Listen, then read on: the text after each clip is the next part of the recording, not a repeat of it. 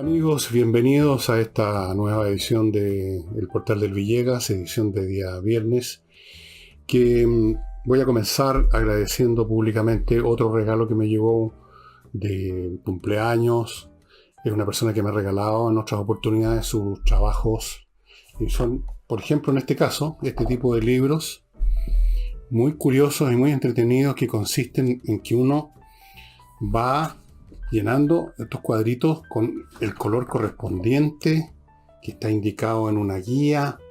El número, qué sé yo, 4 es un naranja, el número 6 es rojo. Entonces uno, imagínense para un niño que tiene que aprender el arte de la paciencia y la disciplina, lo bueno que es que tenga lápices de color y vaya haciendo las marquitas, y terminan apareciendo unos dibujos realmente muy, muy bonitos, muy bonitos.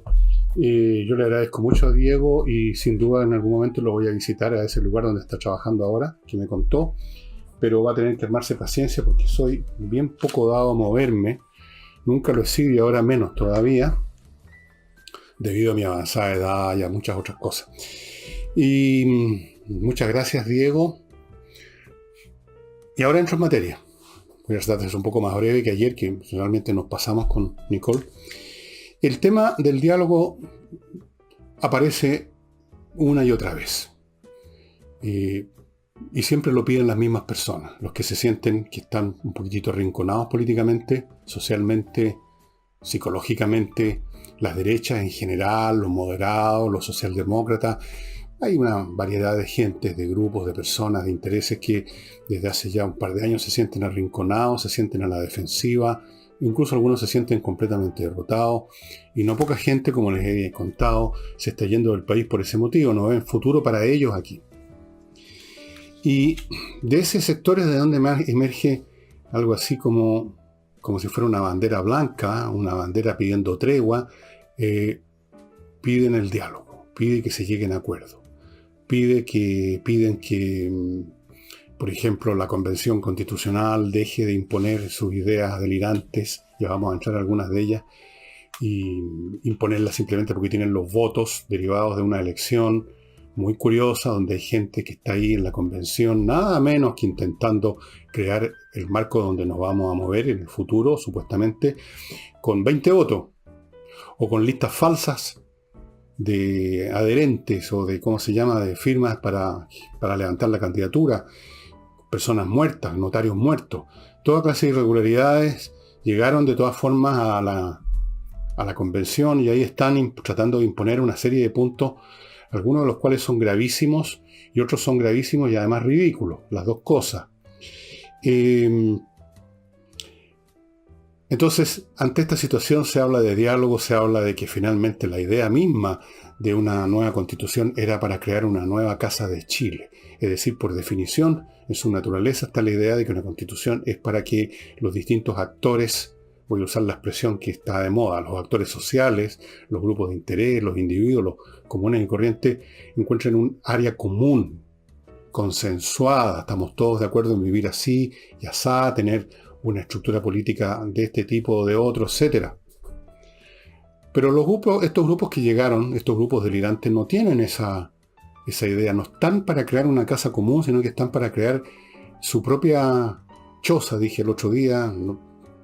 Carpa, circense, iglú, no sé qué, en función de sus gustos, de su visión del país, que le quieren imponer a 17 millones de habitantes, ellos 100 pelagatos, que llegaron ahí no por un proceso democrático, sino que un proceso muy curioso, con una apariencia democrática, pero en todo caso muy poco representativo del país, sin duda alguna.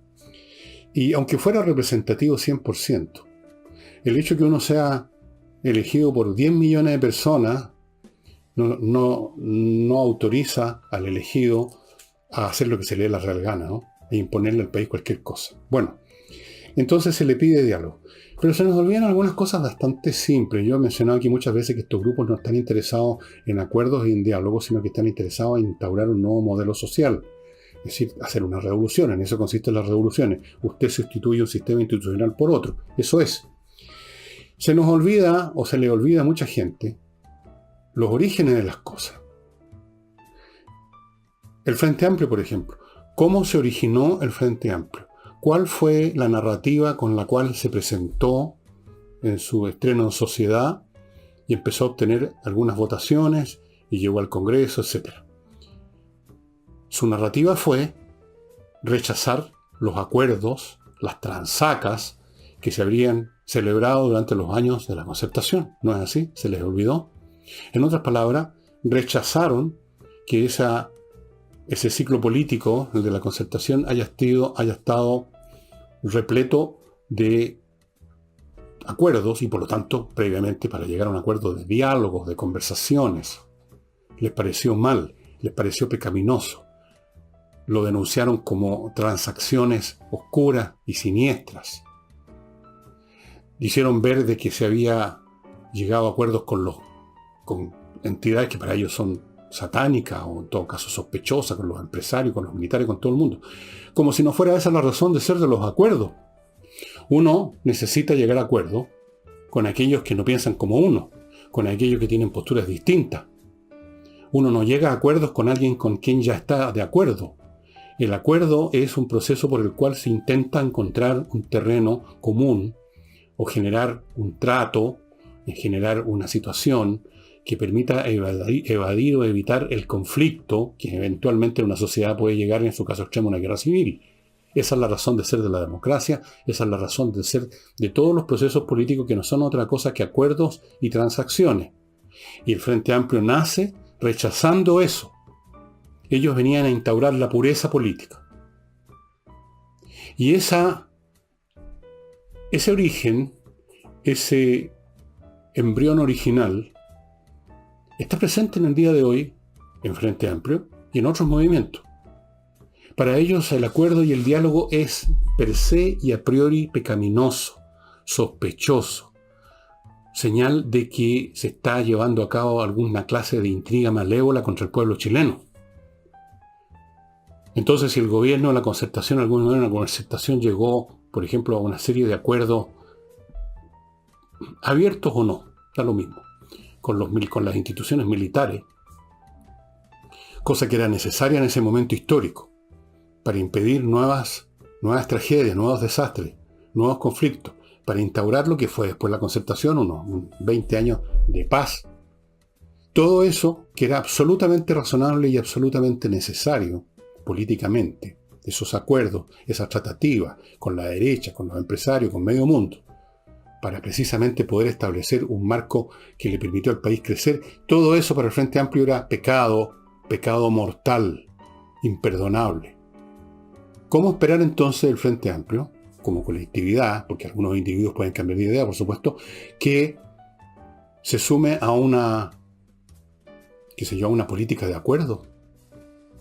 Sí, las revoluciones no se hacen con acuerdos, se hacen imponiéndole a los incumbentes del sistema que se desea derribar, imponiéndoles la situación, quitándoles el poder literalmente.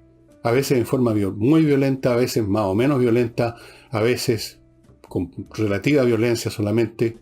En Chile, en cierto sentido, hemos tenido un grado de violencia menor, incluso sumando las situaciones de la Araucanía, que son absolutamente intolerables, insoportables, imperdonables, inaceptables.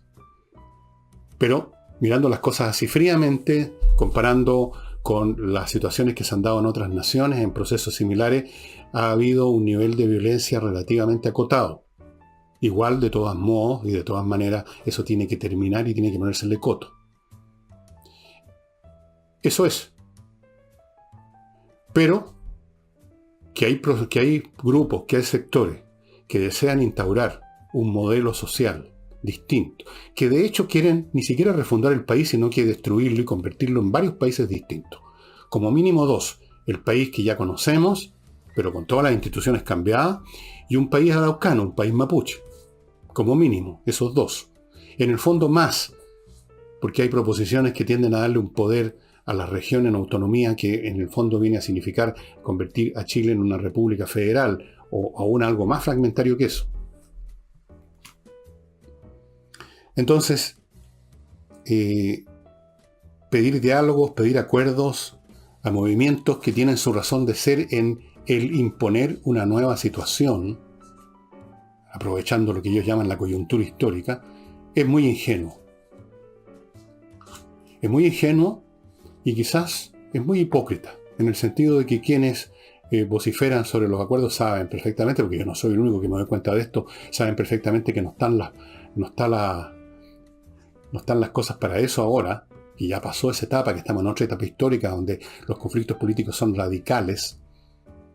Se dan cuenta, pero quieren jugar a la gente buena, amorosa, que llama a los acuerdos, cosa de no tener que revelar de frentón lo que quisieran que otros hicieran por ellos. Porque estos grupos que piden acuerdos, que firman manifiestos, en el fondo de sus corazones les gustaría que otros se hicieran cargo del problema. Ustedes saben a qué me refiero. Antes de continuar con esto, amigos, me hago cargo de mi primer bloque comercial, básicamente financiero. Parto con inviertanusa.cl, una empresa chileno-norteamericana, ya saben que está en la red y que le ofrece al que quiere invertir en Estados Unidos todas las facilidades del mundo. Prácticamente lo llevan a la cochihuahua a Estados Unidos. Le ofrecen, usted entra ahí y le parten ofreciéndole miles de opciones de franquicias que están esperando inversionistas, cientos y a veces miles de opciones inmobiliarias en todo el territorio de Estados Unidos. Qué sé yo, compra de departamentos, casas, terrenos, playas, bodegas, centros comerciales, lo que sea. Segundo, le abren cuenta corriente, efectivamente, le abren una cuenta comercial o cuenta corriente en bancos norteamericanos, le consiguen créditos para sus negocios allá, lo ayudan a constituir empresas, sociedades comerciales en Estados Unidos, y llegado el caso, si usted es de los chilenos que se quieren ir del país ya de frentón a instalarse en otra parte con su plata, hacer negocios, le consiguen viceresidencia. Hacen el trámite. Así es, pues, inviertanusa.cl. Otra opción, esta vez para resguardar, aunque sea una parte de sus recursos, de su capital, de sus ahorros, es entrar a compreoro.cl y comprar oro y o plata, que tiene. La compra puede ser llevada a cabo en varios formatos. Uno de ellos se lo he mostrado ya mucho tiempo. Es en estos lingotes pequeñitos de 10 gramos, 24 quilates, oro puro, muy valioso. Pero hay otros lingotes más grandes. También usted puede comprar oro en monedas, que con doble certificación. Algunos de estos productos están siendo certificados por la Universidad Católica. Lo mismo digo con la plata. Usted puede adquirir la plata en lingotes como este o en otras presentaciones físicas. Y tiene además la opción en guardar estos productos, estos metales preciosos, en la bóveda a prueba de todo de compreoro.cl, de la cual usted puede retirar cuando quiera su oro y su plata. Esto no es meramente una representación simbólica de un repósito que usted hizo. No, es el oro de verdad, la plata de verdad que usted compró y que usted retira en sus manos el día que quiere. Otra opción, amigos, esta es súper sencilla y muy conveniente, es vender las millas acumuladas o los kilómetros acumulados por sus vuelos en KM Millas. Se los van a comprar. Es decir, esa cantidad de kilómetros que usted no va a usar y que de repente se la van a ahorrar, porque eso es lo que hacen las compañías, usted la convierte en dinero y no es poco dinero.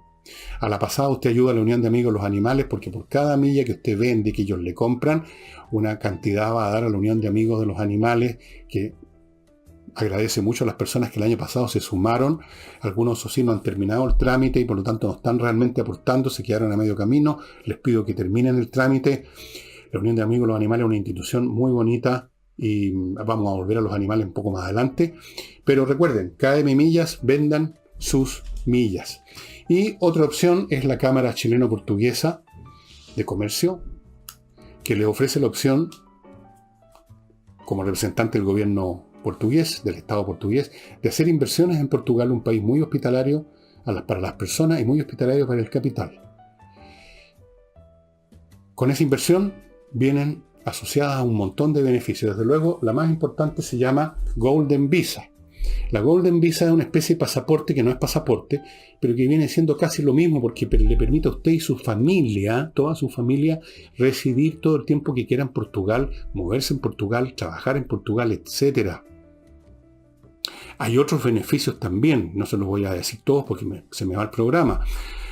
La única condición es que usted tiene que tener una inversión mínima de 280.000 euros, por menos no. Pero 280.000 euros puede que usted los tenga o los pueda conseguir si vende alguna propiedad, y para eso ya vamos a ir más adelante a Hey. Y ahora vuelvo, estimados amigos, al programa. Ayer en el programa que hice con Nicole Rodríguez, en un momento estuvimos discutiendo con bastante intensidad, digámoslo así, sobre el tema de cómo enfrentar los que no están de acuerdo con la posible constitución que se va a ofrecer como opción para Chile. Los que no estén de acuerdo, y aparentemente muchos no están, por lo que estamos viendo, el articulado, lo que se propone hasta el día de hoy es bastante demencial, y no veo ninguna razón para pensar que eso va a cambiar. En fin, ¿qué hacer ante eso? Y nuestra discusión era de que yo consideraba que a estas alturas los que están por no aceptar esa constitución tienen que ir directamente y derechamente a decir estoy por el rechazo, porque la constitución, si se nos presenta una constitución como la que uno adivina que va a hacer. Naturalmente, usted podría decir, todavía no ha terminado el proceso, veamos qué pasa. Ok, yo me estoy poniendo en el caso que el resto del articulado es tan demoledor de lo que conocemos como Chile, sus instituciones, su tradición, su cultura y todo, tan demoledor que resulta inaceptable. En ese caso, lo que yo afirmo es que no cabe aquí empezar con intermediaciones demorosas porque no hay tiempo ni hay recursos para eso. Nicole me decía que había que presentar ideas alternativas, que no era cuestión simplemente de decir rechazo. Yo creo, lo dije ayer y lo repito ahora y voy a explicarme un poquito más, que primero no hay tiempo. No hay tiempo para nuevas ideas. Segundo, no hay quien las desarrolle. ¿Quién? Díganme ustedes, de los próceres de derecha que conocen, muchos de los cuales nos han dado un espectáculo bastante patético, algunos arrancándose hasta del país, otros sumándose a las votaciones de la izquierda, otros quedándose callados, encerrados en sus casas, y otros simplemente no tienen dedos para crear ninguna teoría de ninguna cosa. No hay tiempo ni hay personas para desarrollar una visión distinta, mucho menos para desarrollar una especie de constitución alternativa, llena de puntos. Suponiendo que hubiera tiempo, suponiendo que tuviéramos aquí un pensador que creara de un día para otro una nueva constitución alternativa o que propusiera ciertas ideas,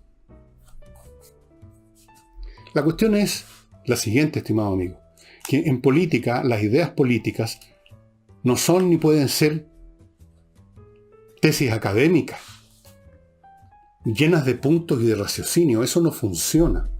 Vean ustedes cómo ha funcionado la izquierda precisamente con el tema constitucional. ¿Acaso ellos, meses atrás, presentaron todo un análisis jurídico punto por punto de por qué la actual constitución hoy vigente no es correcta, no es la adecuada? ¿Ustedes recuerdan haber visto algún tratado, alguna inserción de prensa, alguna intervención en la televisión o en la radio donde se explicaran todos los puntos discutibles de la actual Constitución y se dieran las razones por las cuales había que cambiarlos por X, Y o Z? Nunca se produjo ese ejercicio. ¿Cuál fue la, abro comillas, idea que enarboló la izquierda y la sigue enarbolando hoy? La idea fue simplemente decir que la Constitución actual es espuria.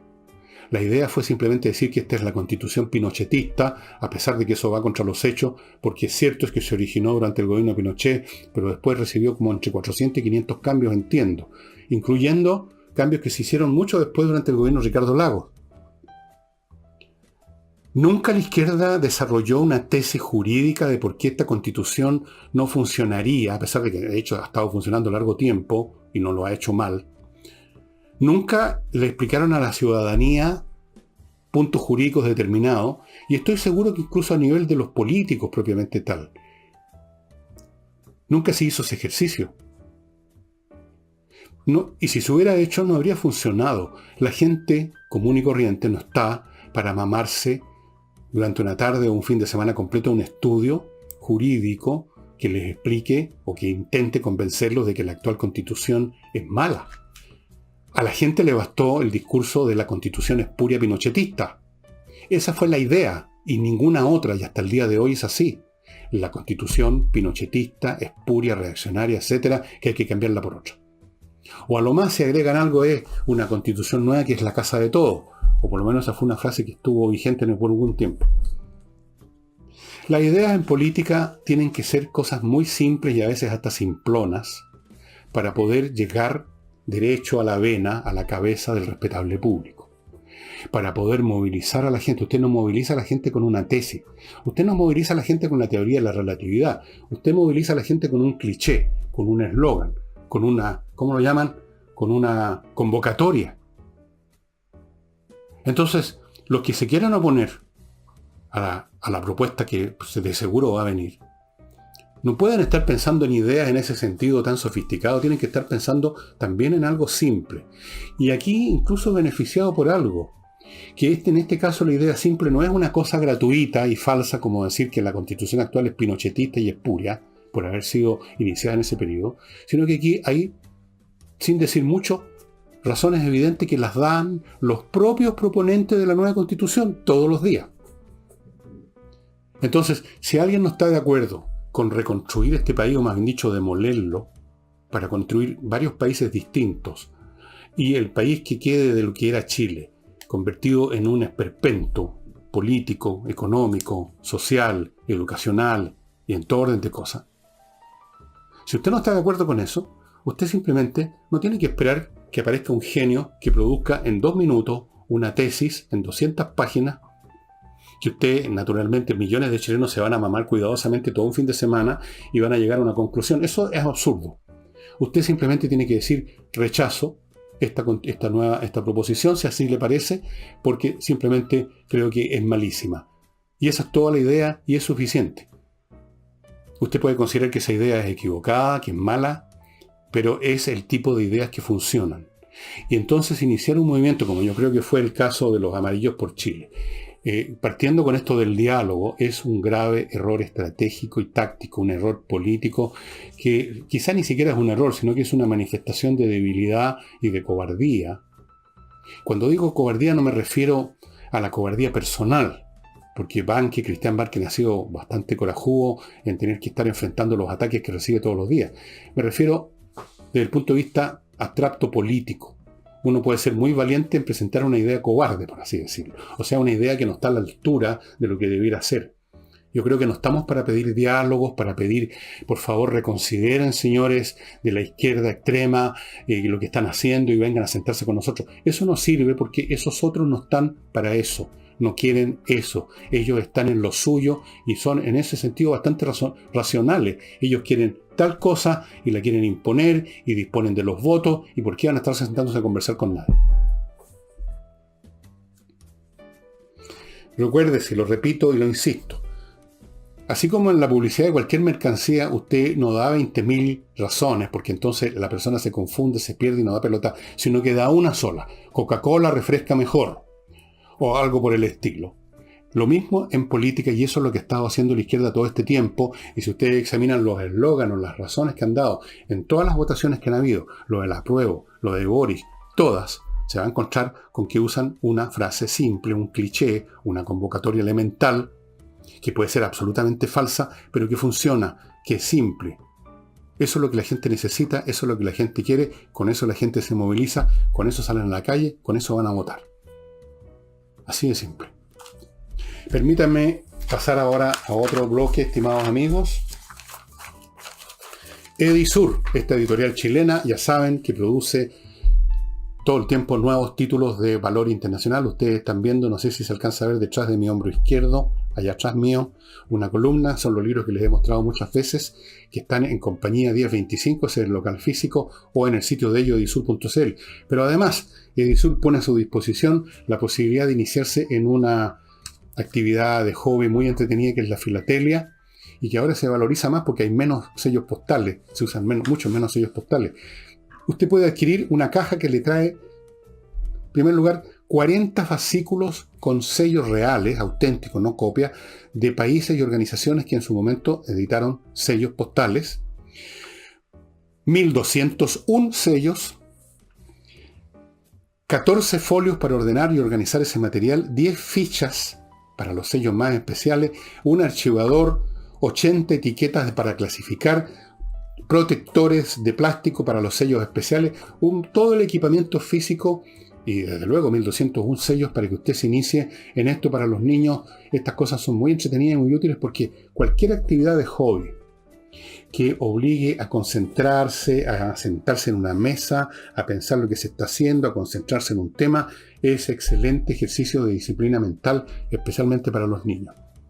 Y para los grandes, una manera agradable de escaparse de nuestro ambiente cotidiano, de las malas noticias, concentrándose en algo. Así es que Edisur, amigos. Y continúo con Revifacil.cl, que es esta empresa que hace fácil la revisión técnica de su vehículo. Desde luego, entre paréntesis, señores de Revifacil, yo quiero hacer la revisión técnica del mío, así que llámenme. Ellos van a su casa, van a venir a la mía, recogen mi decrépito vehículo, o el suyo que es nuevecito, no sé, lo llevan a la planta de revisión técnica y usted no tiene que molestarse, instalarse por horas. Revifacil.cl, todo el mundo está haciéndolo así. Así que póngase ya en contacto con ellos para que le den un lugar en la fila de la gente que quiere esta atención.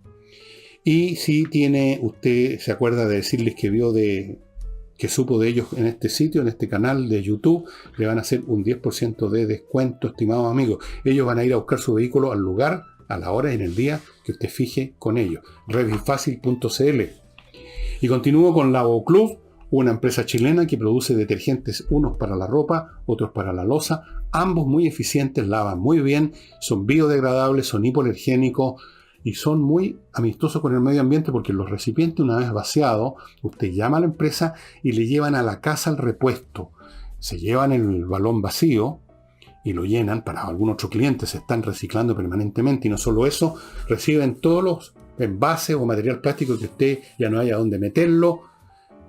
Ellos lo van a reciclar de verdad, no van a ir a tirar al otro lado, lo van a reciclar, lo convierten en, envase, materia prima para otros productos plásticos. Por lo tanto, no hay que estar fabricando más productos plásticos, ni hay que estarlos botando. Y Edifito, amigos, un software de administración de edificios y condominios que lo hace todo, absolutamente todo. Y una de las cosas que hace, y es muy importante, es que aumenta la plusvalía de ese edificio, de ese condominio, por una razón muy sencilla, porque lo mantiene bien. Piensen ustedes, si ponen el departamento en venta, llega un interesado y llega al edificio y ya no está funcionando la reja de entrada del auto. O se encuentra con que el ascensor está detenido porque no lo han reparado.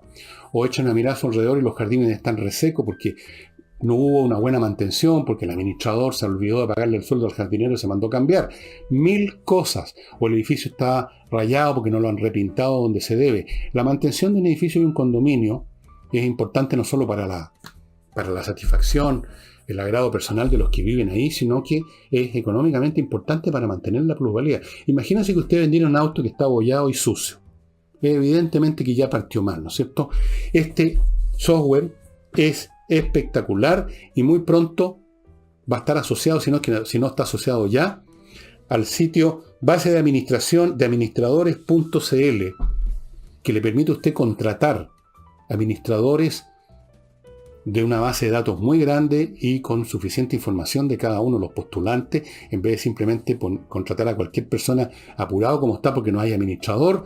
Entonces simplemente pide que alguien le aconseje, le recomiende a alguien y usted no sabe a quién está contratando. Todas estas cosas en Edifito, estimado amigo. Entren en el sitio, entérense de los detalles.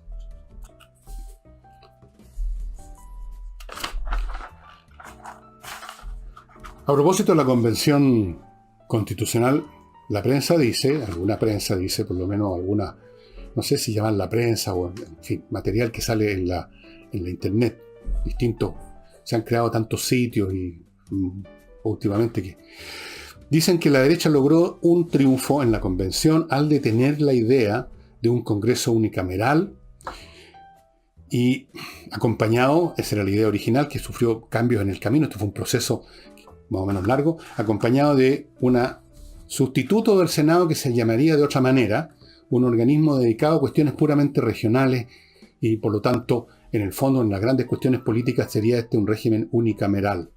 O sea, en otras palabras, con todos los defectos de un sistema unicameral que es menos representativo de las regiones, que no permite los espacios de tiempo y las reconsideraciones en un momento dado y una mayoría en ese momento porque simplemente faltaron algunos diputados o pasó cualquier situación emocional y llegan y se vota cualquier estupidez. Con el sistema bicameral hay tiempo para que esto sea reconsiderado en otra instancia, con otros criterios, por personas que llegaron ahí porque tienen más experiencia, porque tienen una carrera más larga en la política. Es una de las importantes razones que quizás no tiene una expresión legal esto de dar tiempo para reconsiderar las cosas, pero que es fundamental. Fundamental. Bueno, aparentemente la derecha habría logrado parar esta idea absoluta, radical, y este Senado, con otro nombre probablemente, tendría o va a tener, todavía el asunto puede cambiar, más atribuciones a las que le estaban dando originalmente, y en cierto sentido se estaría manteniendo entonces en algún grado un sistema bicameral, o por lo menos se estaría eliminando la posibilidad brutal y desnuda de un sistema unicameral de frentón. Si esto es una victoria realmente o no, lo dejo que lo califiquen ustedes, vean los detalles que son complejos en la prensa, veamos en qué termina esto, porque todavía quedan instancias, pero ciertamente hay una cosa muy clara. Un Congreso unicameral lo único que hace es favorecer a los regímenes despóticos, a los regímenes talibanes, a los regímenes fundamentalistas, que les resulta mucho más fácil controlar una cámara, que les resulta mucho más fácil expoliar las emociones de un montón de tipos que quizás de dónde vienen ahora, porque vamos metiendo esto de los grupos especiales y los escaños exclusivos y reservados para grupos que a veces son mínimos desde el punto de vista de su presencia demográfica en el país, pero ya se estableció este concepto de dar escaños reservados para todo el mundo. Entonces resulta que al final la Cámara se convierte en un instrumento del Ejecutivo y el Ejecutivo puede estar en manos, ya saben ustedes de quién o de quiénes, y con eso se acabó la democracia, se acabó la república, se acabó el país. Por eso que es muy importante este tema. Vamos a ver si efectivamente esta cuestión logra salvar algo de lo que es actualmente el Senado. Si ustedes recuerdan, el Senado en distintas votaciones que han habido en este año y el año pasado más bien, varias cosas que eran francamente nefastas, que se aprobaron en la Cámara de Diputados, lograron ser modificadas, cambiadas o en algún caso detenidas en el Senado. Y eso fue para el bien de Chile. Un sistema político que se basa en los repentismos y en los idiotismos de un grupo, a veces de holgazanes que no han estudiado los proyectos, de ignorantes que vienen no se sabe de dónde y que no se sabe cómo llegaron al Congreso, eso es fatal. Totalmente. Totalmente. Y hay otro tema que se va a discutir en la convención, un informe de la Comisión de Medio Ambiente, donde hay una serie de puntos. En esta comisión se dice que es muy influyente un señor Fernando Salinas, un convencional. Este señor Fernando Salinas, entre sus muchos méritos, tiene el haber sido una vez recibido por el Dalai Lama.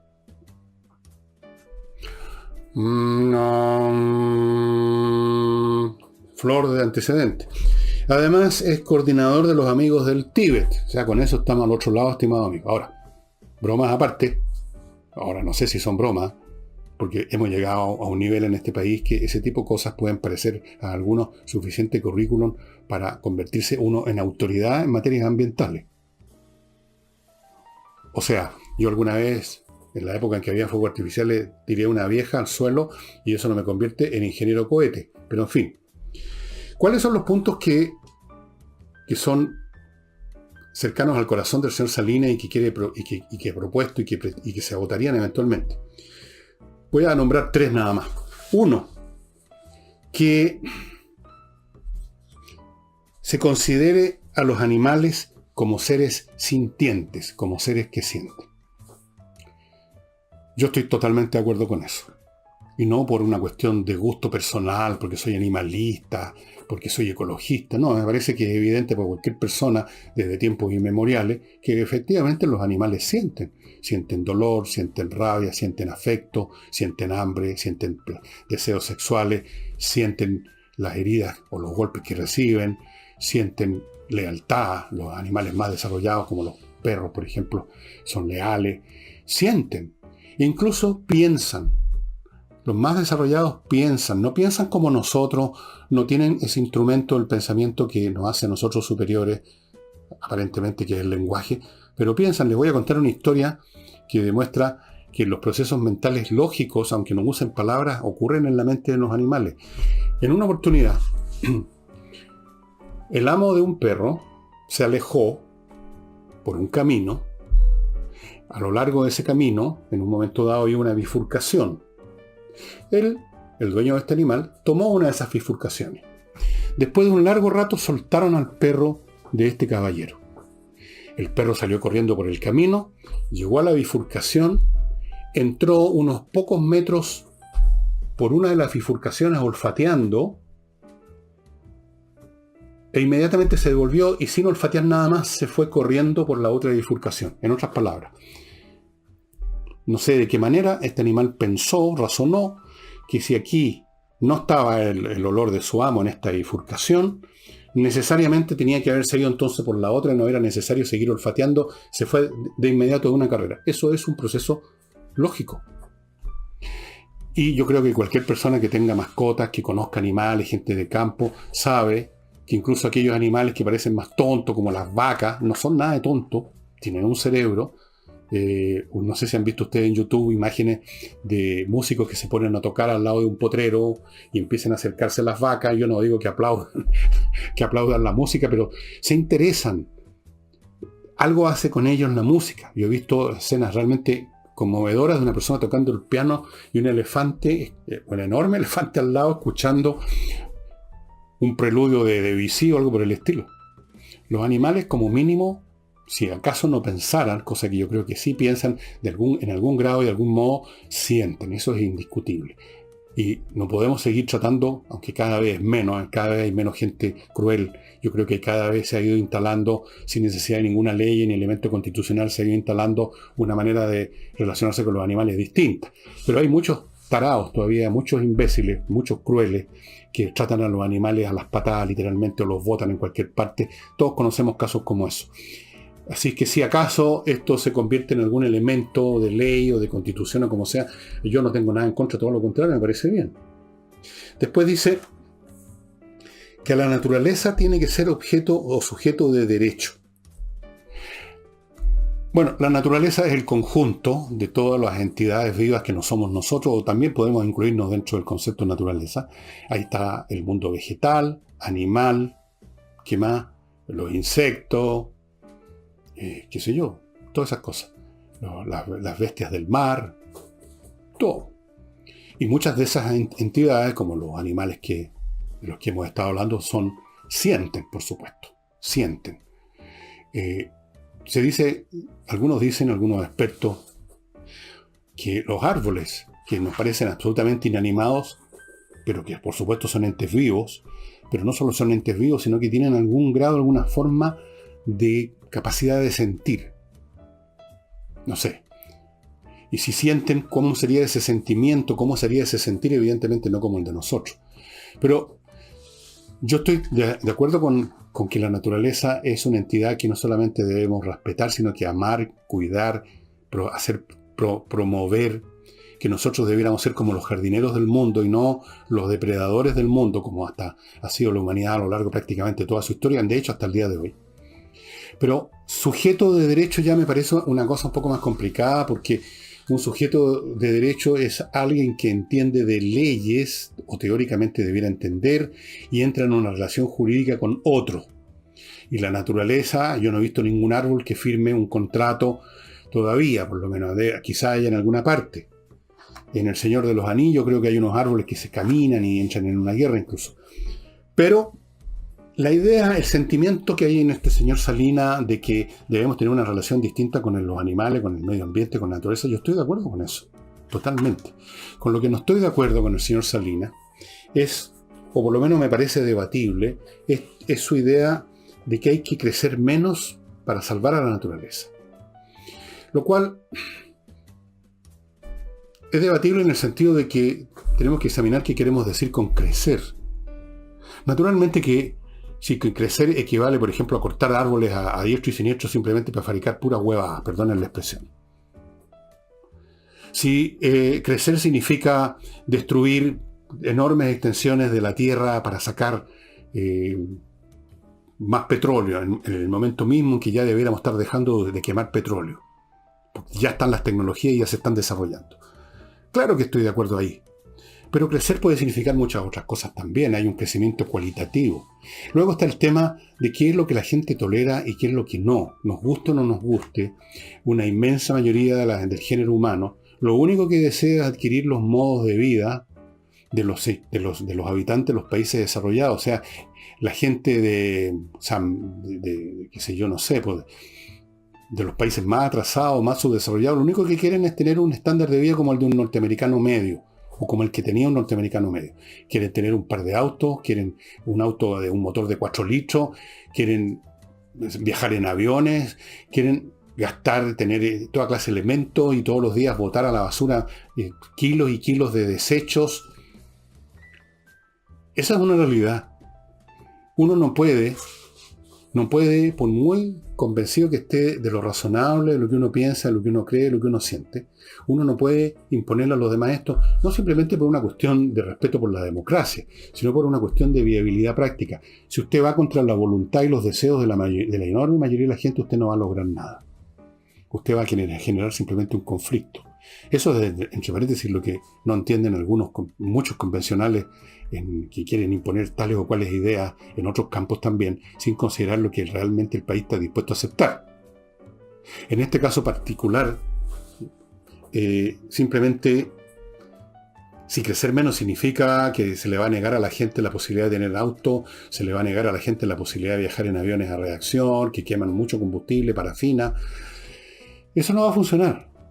Eso no va a funcionar. Yo creo que hay que desarrollar un poquito más esta idea, señor Salinas, y decir, bueno, lo que yo estoy hablando es que tengamos un crecimiento inteligente, que no solamente respeta, sino que promueve el medio ambiente, que trata de dejar de lado las producciones, los procesos de fabricación o los procesos de consumo de mercancía que generan basura, que generan externalidades ecológicas. Eso sí. Pero así hablar en general de que hay que crecer menos, con todas las connotaciones que esto tiene para la gente común y corriente, que quiere crecer más, no menos, que quiere tener más, no menos, eso me parece políticamente complicado y desde luego yo creo que esto va a ser rechazado, por lo tanto, de plano. Y con esto va a ser rechazado lo que a mí me parece correcto, que esto de considerar a los animales como seres que sienten, y por lo tanto de ahí se tienen que derivar leyes de protección, de muchas cosas para proteger a los animales. Un poco como esta ley que se inspiró en el caso de un perro, creo, o algo así. La ley ¿cómo se llama? Cholito, creo. Bueno, ese tipo de cosas me parecen súper bien. Y además que van en la dirección correcta, porque eso es lo que en esa trayectoria va la humanidad en su conjunto, y de luego en nuestro país uno lo nota, que hay más gente que se preocupa de cuidar, que hay más gente que se indigna con los malos tratos, pero nunca hacer cosas que sean demasiado contrarias a la voluntad humana. Y sobre todo no mezclar las cosas que van contra la voluntad humana con aquellos que van a favor de la voluntad humana, porque en el acto de rechazo se van todas por el mismo vertedero, estimados amigos. Permítanme ahora, a propósito de animales, contarles que existe una hacienda que tiene búfalas. Búfalas, las señoras de los búfalos, que producen leche. Y con esta leche, esta empresa, esta hacienda, este establecimiento agropecuario o pecuario, como sea que se llame, producen unos quesos exquisitos. Esta empresa se llama, usted lo encuentra en el sitio labufalina.cl, hacen queso mozzarella artesanal delicioso con leche fresca de las búfalas. Como las búfalas son un número discreto, un número limitado de búfala, no hay un número infinito de búfala, entonces no hay un número infinito tampoco de litros de leche, y por lo tanto, si usted quiere probar estos quesos deliciosos, yo ya los he probado, le sugerimos que entre a labufalina.cl y reserve sus quesos. Se los van a llevar a la casa. Ellos reparten un día por semana en Santiago, Rancagua, Curicó, Talca, Chillán y Concepción, y seguramente pronto entrarán a otras ciudades. Le van a llevar directamente el queso desde el lugar donde se elaboró, con la leche y las búfalas, a su domicilio absolutamente fresco. Y para aprender inglés, ya saben, entrenainglés.cl. Punto. Profesores de inglés, clases online.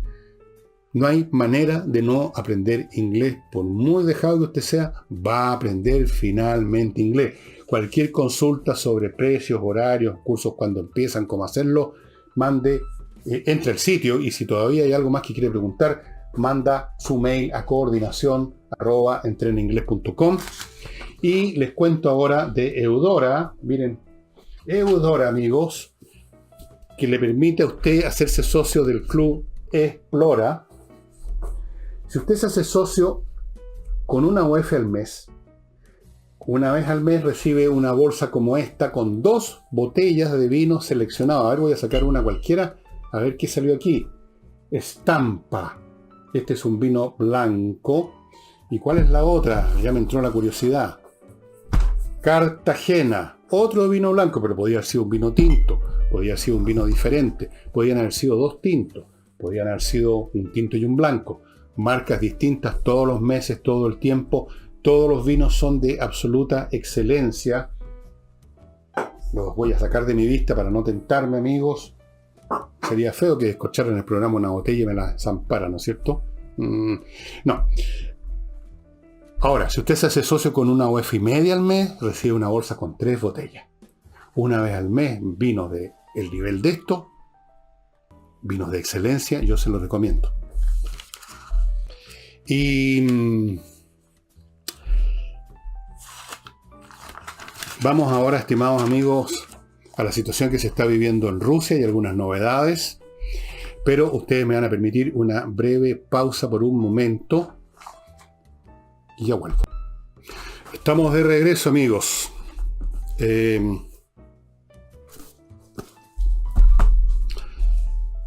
Las novedades es que el presidente de Ucrania, Zelensky, solicita una conversación con Putin, supongo para llegar a alguna clase de acuerdo. Segundo, que ya hasta este momento hay 1 millón de personas que han huido ya de Ucrania, están o en Polonia, o en Moldavia, o en Rumania, o en Hungría. 1 millón de personas. Continúa el bombardeo inmisericorde. Si ustedes ven fotos, ya aparecen fotos de la Segunda Guerra Mundial, o sea, barrios completos en el suelo, ruinas, muchos civiles muertos.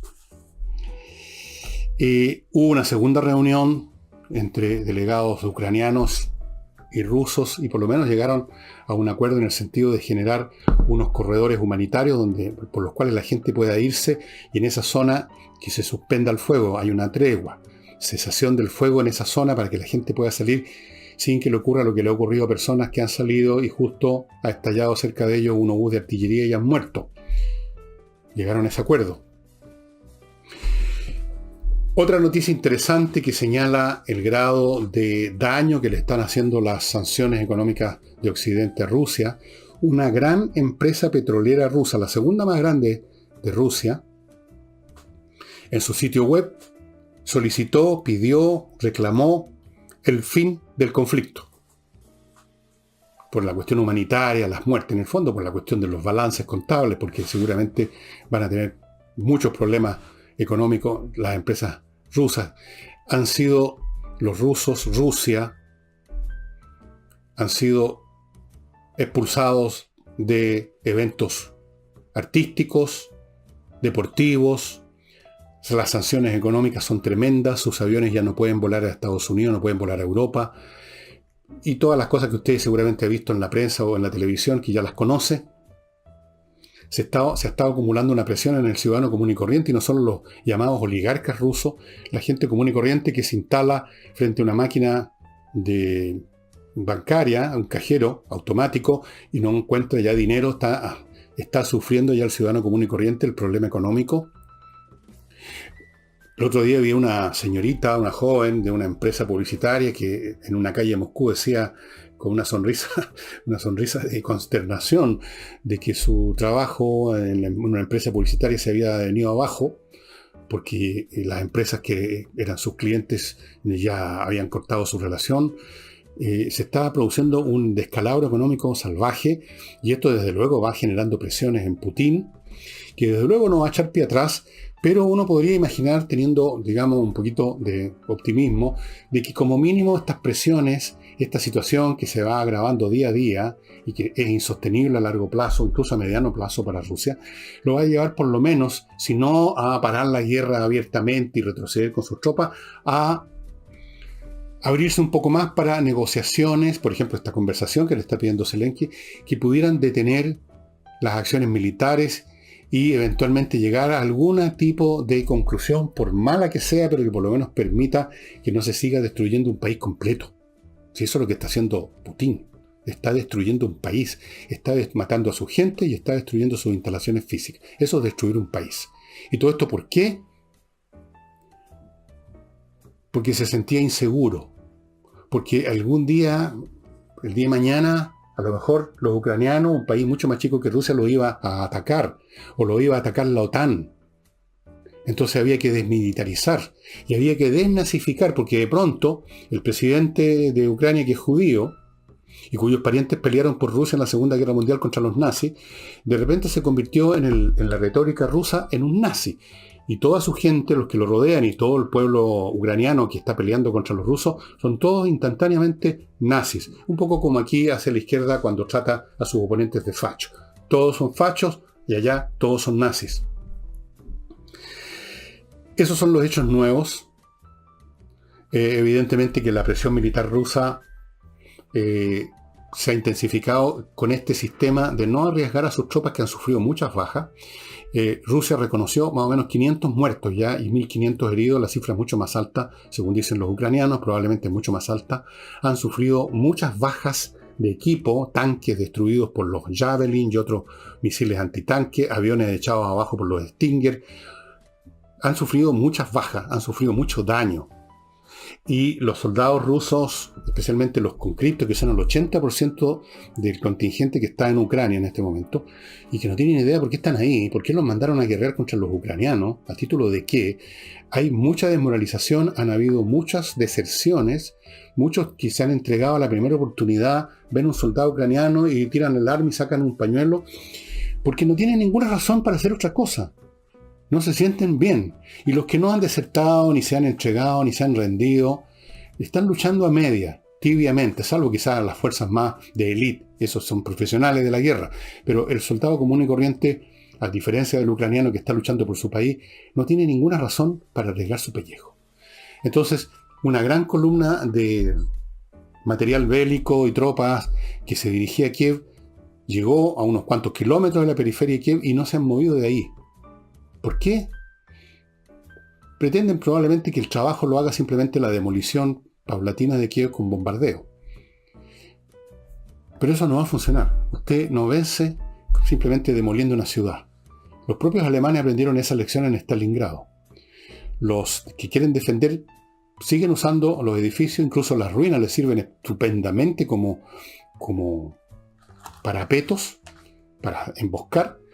Y simplemente los ucranianos esperan que intenten entrar a Kiev para ir destruyendo más tanques y matando más soldados. Entonces, en esa situación se encuentra, ahí sí una ciudad que cayó, una ciudad importante que se llama Kherson, en el sur, en la costa del Mar Negro, es muy importante, y los rusos van a poder maniobrar más, pero en este caso, el poder moverse por los llanos de Ucrania, que son una zona muy pelada, muy de meseta, no hay cordilleras ahí, no le significa nada el poder moverse para acá, para allá o para acá, si el ejército ucraniano sigue existiendo, atrinchado en las ciudades. O sea, no les sirve, no es suficiente. Tienen que destruir el ejército, tienen que apoderarse de los sitios simbólicos del poder. Si eso no lo logran, el asunto se puede prolongar. De hecho, estuve viendo un analista que dio los siguientes escenarios posibles que les voy a contar después de contarles acerca de mi último bloque, que los inicio con Notarios Press, que ya sabe usted es la manera más rápida de sacar papeles notariales. Usted entra al sitio notariospress.cl, llena los datos que le piden para el papel que usted necesita y luego va a la notaría solo unos minutos, recoger el papel ya listo. Súper fácil. Luego tenemos a Hey, el corredor más rápido de Chile para vender lo suyo y juntar plata para los negocios que quiera hacer. Garantizado, verificado, Ángel Hey es el corredor inmobiliario más rápido del país. Les recuerdo que en abril inician los cursos de ajedrez en espacioajedrez.com. Ojo, son cursos para todos, hay varios cursos para todos los niveles. Todos duran 4 meses, son en vivo y en directo por Zoom, y su costo es súper accesible, 20 o 21 luquitas al mes, estimados amigos. Esto es ideal para los niños, pero también para los adultos. Se van a entretener, van a agilizar su mente, van a desoxidar sus engranajes con el ajedrez. Creo que son 9 los cursos que van a ver, pero si son 7 o son 10, bueno, vea usted, entre espacioajedrez.com. Y no olviden Mi Climo, el emprendimiento chileno, una empresa que partió hace unos pocos años, que de inmediato, por su calidad, ganó 2 premios internacionales para climatizar su casa, para climatizar su oficina, con los mejores dispositivos, con el mejor servicio, con el mejor mantenimiento. Esto no lo entrega ninguna otra empresa que aparentemente climatiza, y por eso que es Mi Climo y no otras las que se ganaron esos premios. No lo olvide. Fuera de eso, si usted es cliente del Santander o del Chile, puede comprar estos artefactos entre 3 y 24 cuotas sin interés, o haciendo uso de las tarjetas de esos bancos. Bien, los posibles escenarios son una guerra corta, o sea, ya terminan de rendirse o ser destruidos el ejército ucraniano y qué sé yo, el ejército ruso y sus dirigentes entran al Palacio de Gobierno de Kiev. Una guerra más larga, donde esto se prolongue y se prolongue mucho más. Una guerra europea, que esto se desborde, que haya por un accidente, por un error de cálculo, la cosa se desborde y empezamos a tener una guerra ya entre la OTAN y Rusia, y ahí, bueno, Dios nos libre y nos favorezca, o haya una solución diplomática. Esa es otra posibilidad. Una solución diplomática, por mala que sea, es mejor que una guerra, sobre todo en estas condiciones en que no hay ninguna posibilidad para Ucrania de ganarla. Y la otra alternativa, de la cual hemos hablado acá en el programa también, es que alguien le corte la cabeza a Putin. No crean ustedes que no hay precedente en la historia rusa. En la Unión Soviética le cortaron la cabeza, aunque con un año más o menos de demora, se demoraron, a Khrushchev, después de sus errores que condujeron a la llamada crisis de los cohetes en octubre del año 1962. Los que somos viejos nos acordamos de eso. El mundo estuvo al borde de la guerra nuclear, y en eso el alto mando, digamos, político, militar ruso, finalmente terminaron por convencerse que esto era culpa de Khrushchev, que era un tipo muy dado a los arrebatos. Era un hombre que una vez en las Naciones Unidas, en una de sus exposiciones, se sacó un zapato y golpeaba con el zapato en la mesa. O sea, era un roto pata rajada, digamos, un tipo muy emocional. Un tipo así no puede estar dirigiendo un país con armas nucleares. Lo sacaron. No, por lo tanto hay precedente. A otros lo sacaron de otra manera. A Stalin creo que lo asesinaron, porque ya estaba, digamos, amenazando con otro pogrom contra los judíos, y creo que unos médicos, esa es una historia que se cuenta. Hay una película, entiendo, o una serie. Lo mataron, lo envenenaron, qué sé yo, algo por el estilo. Hay otros precedentes en la historia rusa más para atrás de muchos crímenes contra dirigentes, contra los zares. Muchos precedentes. Así es que podría ser de que Putin, que ya está generando una ruina de los oligarcas, de las empresas rusas, que está poniendo al pueblo ruso en una situación muy difícil, con mucha rapidez, puede ser que se generen presiones que significaran la decapitación política de Putin, o lo obligaran a algún tipo de negociación diplomática. Esperemos que sea una de estas dos últimas cosas y no la continuación de la guerra. Y con esto, estimados amigos, termino recordándoles, sí, un libro. Eso fue lo que fui a buscar delante cuando puse una pausa. Les recomiendo este libro para salir de todas estas situaciones desagradables que estamos viviendo en Chile y en el mundo. Se llama La lectura de los libros de Holbrook Jackson, que es el mismo autor de Anatomía de los Bibliómanos, que es un libro que ya les mostré. Este es un libro súper entretenido sobre el arte de leer. Lo básico de la tesis de Holbrook, y está lleno de eso, lo entretenido libre, de observaciones y cosas, es que el lector de verdad es un artista, es el que recrea la obra de arte. Si el poeta, por ejemplo, escribió un verso, el verso se convierte en verso con un poder lírico por cómo lo lee el que lee el verso. Si no, es un montón de letras muertas nada más. Oscar Wilde alguna vez afirmó algo bastante parecido, en el sentido de que, por aquí tengo la cita, la dejé marcada, decía Oscar Wilde, el significado de cualquier cosa bella creada es como mínimo, está como mínimo en el alma de quien la mira. Obviamente.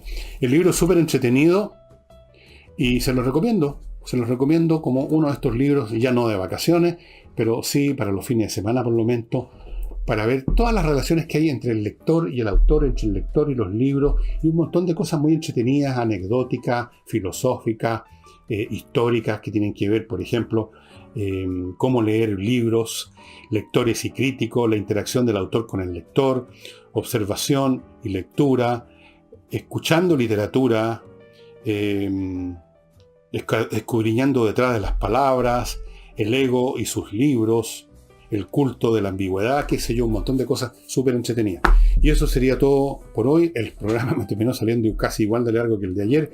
Muchas gracias por su atención. Nos estamos viendo mañana sábado con algún tema que trataré de encontrar. Nos vemos.